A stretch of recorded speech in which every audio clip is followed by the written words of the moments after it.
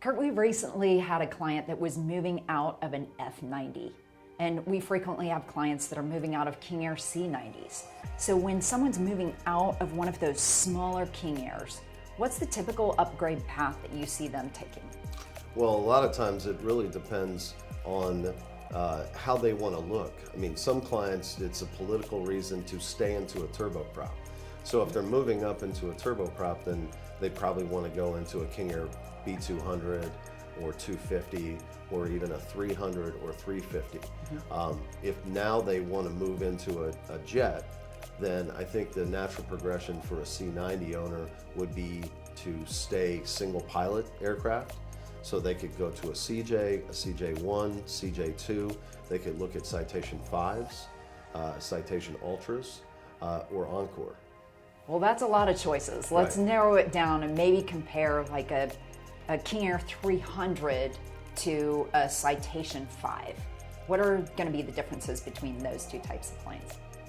Well, I mean, in a Citation 5, you're going directly to 41,000 feet rather than, flying the plane in the mid-20s. The King Air 300 flies really well in the mid-20s. So when you go into a jet, you're getting not only a safety factor, you don't get that whine of the engine, you're going a lot faster, you're getting not necessarily more range, but you're getting there much quicker and you can get over the weather. That's an excellent point.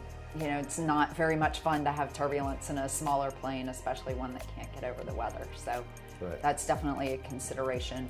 And then what about direct operating costs between a King Air and a Citation? I know sometimes it's negligible because the King Air is operating at a lower hourly cost, but it takes longer to get there, so you have more hours. Right. Well, if you want to look at per statute mile, then your Citation 5 is going to rival any King Air. But if you're looking at basically when you're checking what your mission profile is, and if your mission profile is only 500 miles or less, then you definitely want to consider just keeping the turboprop. But if you're going outside of that 500 mile radius, then the Citation 5s or something in that similar category is going to be what you want to do.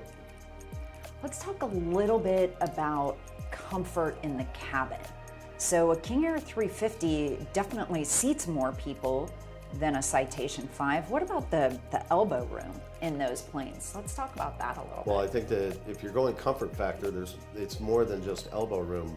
Yes, the King Airs come in this oval that intrinsically have a bigger cabin, and you feel like you're more comfortable. Where the Citation was built on the 500, then the 2, then the 5, and they basically just stretched out the same circle. So you do feel worse, right against the wall, but you can move your seats out into the middle of the aircraft. But if you're talking about comfort factor as far as your ears go as well, the turboprop whine against a jet engine that's quieter, you got to consider that as well. Thank you so much for joining our conversation today. We look forward to hearing from you. You can visit us anytime at wepush10.com, where you can get more information about Charlie Bravo or sign up for our free market reports.